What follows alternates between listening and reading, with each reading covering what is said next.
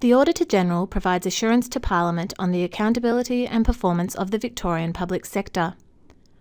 The Auditor-General conducts financial audits and performance audits and reports on the results of these audits to Parliament. On the 3rd of April 2014, the Auditor-General tabled his performance audit report, Access to Education for Rural Students. High-quality and readily accessible education and training opportunities are critical to maintaining student engagement in education. This is particularly important in rural Victoria, where students are more likely to come from disadvantaged backgrounds and are less likely to complete Year 12 and study at higher levels. This chart shows that rural areas have twice the amount of most disadvantaged populations compared with metropolitan areas. A series of recent reviews have examined the challenges of providing education in a rural setting. These include a 2009 review of geographical differences in the rate at which Victorian students participate in higher education, and the State of Victoria's Children Report 2011 by the Department of Education and Early Childhood Development, hereafter referred to as the Department.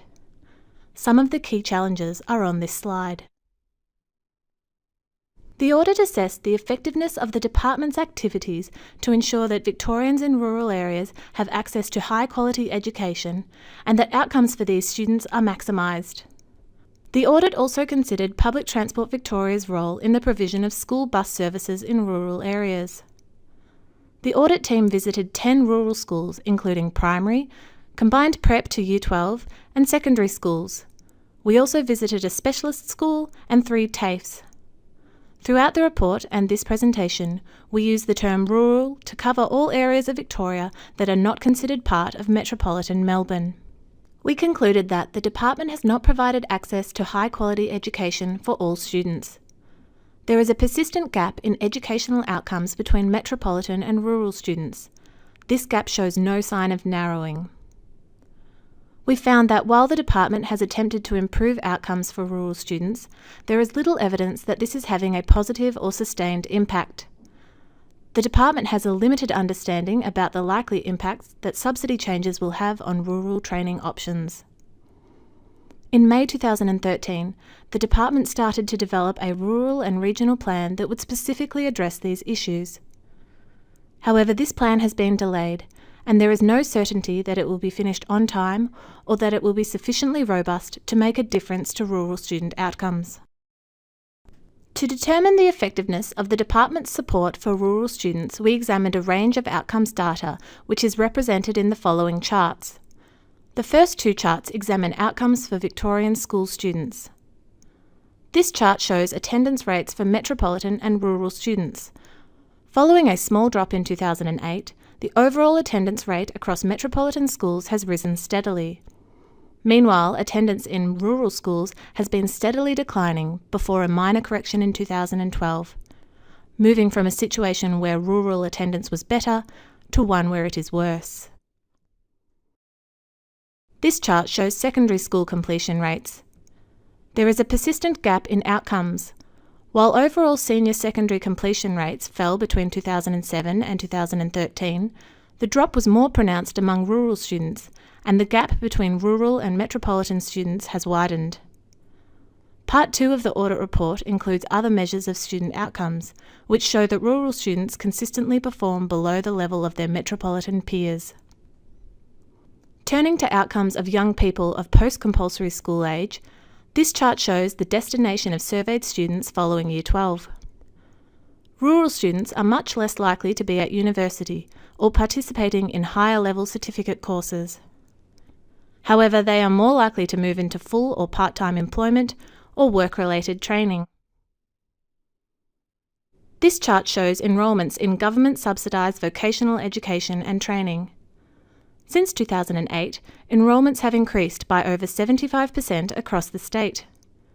However, while metropolitan enrolments have almost doubled, growth in rural enrolments has been significantly lower. In light of continued poor outcomes, the Department has commissioned research to provide it with a better understanding of the barriers rural students face. The Department also administers Commonwealth and state programs in rural schools designed to improve outcomes. However, these are not part of a comprehensive evidence-based strategy, and inconsistent program evaluation makes it difficult to determine what has been achieved. The school bus program is critical for enabling students to access school in rural areas. Our examination of the school bus service found that Public Transport Victoria, in conjunction with the department, is addressing the findings of a recent review of the service. This includes addressing concerns about excessive administration for schools and poor communication with schools. Moving on from schools, we found that the Victorian Training Guarantee has expanded access to training and the choice of providers across the state. Since its introduction, the department has made a series of adjustments to training subsidy rates. These were informed by some impact modelling on students and providers. However, the department has a limited understanding of the range of non-subsidised fee-paying courses available to rural students. Without this information, it cannot comprehensively evaluate or predict the impact of its funding adjustments. In May 2013, the department started developing a plan to address the disparities facing rural students. In order to be effective, this plan needs to comprehensively analyse the current approach to rural education, meaningfully engage with communities and stakeholders, and commit to measurable long and short-term objectives that clearly articulate how it will achieve its stated aims. However, the key research underpinning the plan has not been finalised, and it appears unlikely that the plan will be finished on time. The department provided no evidence that the plan will be sufficiently robust to address the serious disparities in rural outcomes outlined in this audit report. We made 5 recommendations to the department, including that it improves its understanding of the value of its programs to rural students, develops better outcome monitoring of rural students, and ensures that its rural and regional plan is completed on time and will actually make a difference. The department has accepted all recommendations. In addition to following up on the recommendations made in this report, we also plan to conduct further audits in the school and vocational education and training sector. We intend to release our annual plan in June, which will set out our future performance audit topics. Other audits that specifically consider rural education outcomes include student completion rates, science and maths participation rates and initiatives, and casual relief teacher arrangements.